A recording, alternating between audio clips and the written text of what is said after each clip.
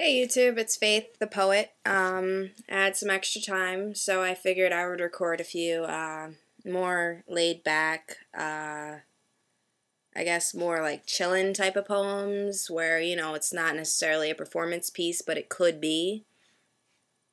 But just more, I guess, internal type of work. This one is it's called Poem 4281.3. It doesn't really have an official title, but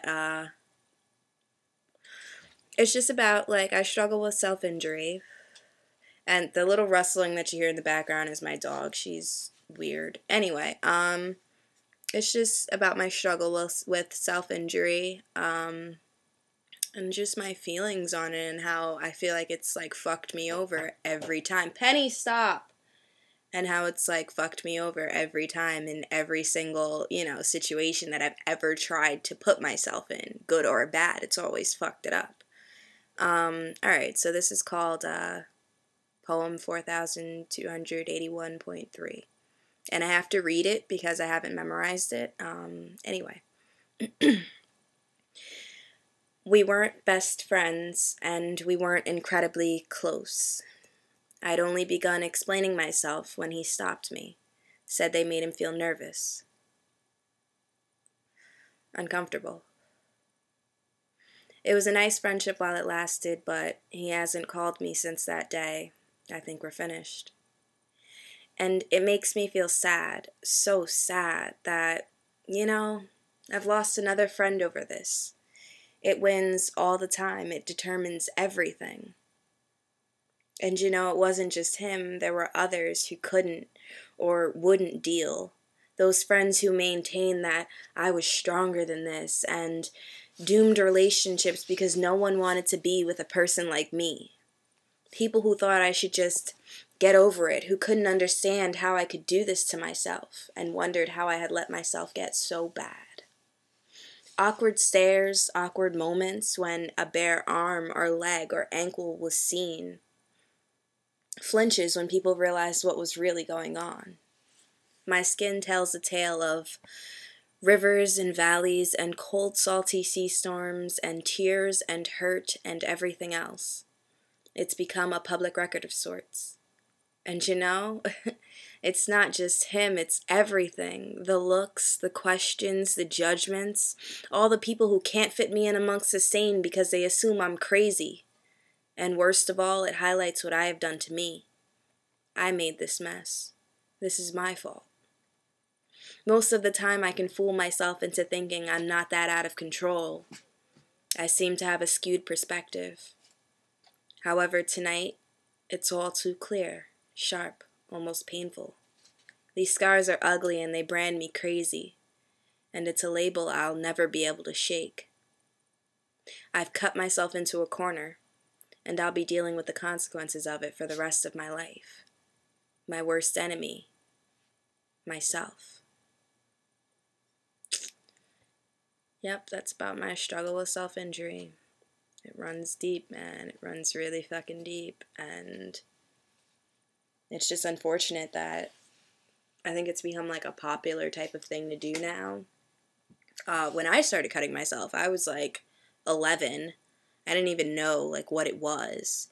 I just knew that it made me feel better. And it's become like the popular thing to do, all the goth chicks, everybody wants to have a scar now. Everybody wants to be like, yeah, I cut myself, I was badass.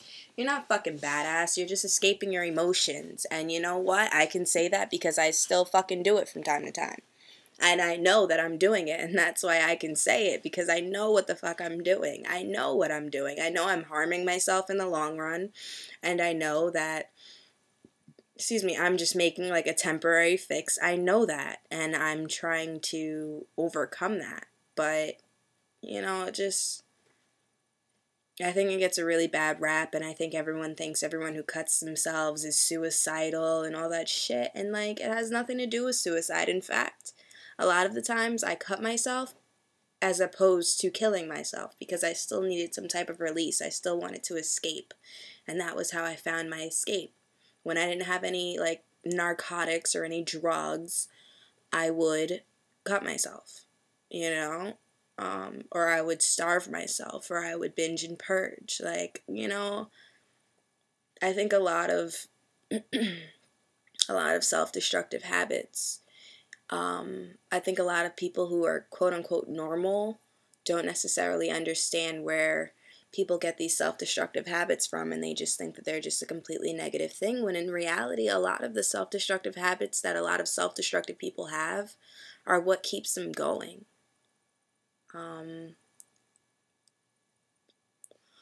But that's just my opinion. I'm only 19 and I've only been hurting myself in various ways for 8 or 9 years now. And there's people that have struggled with things for so much longer than I have. It's quite the task. It's quite the task. To like continue to just grin and bear it and just grin and bear it. And it's like, someone said to me, it's like you're trying to fit your foot in this shoe, and this shoe is too small. It just doesn't fit. And you're just trying to fit your foot into this shoe, and it just isn't working, and you just can't figure out how it isn't working, and so you just try to just do shit to make it work, and it's still not working. And you gotta find a different shoe after a while, because once you realize that it's just not working, and by shoe, I mean like society tries to put you in this box and you should be like this and not like that, and if you're not like this and you're like that, then you're fucked up. No. If you're not like this and you're like that, then that's who you are. Fuck them. Fuck everybody. Fuck them. The fuck do they know? They're not happy, They're not happy. And neither are you if you're hurting yourself. But, I don't know. I got a lot of mixed thoughts about this, and this really isn't the proper venue for me to verse my thoughts, so I'm just going to shut the fuck up now. I hope you like the poem. I don't give a damn whether you liked my rant or not. Matter of opinion. Have a great night or a day. It's actually like 12 o'clock in the morning here in New Jersey. But yeah, have a great night, day, whatever. Breakfast, lunch, dinner. Do the damn thing. TTYL. That was so dorky. Goodbye.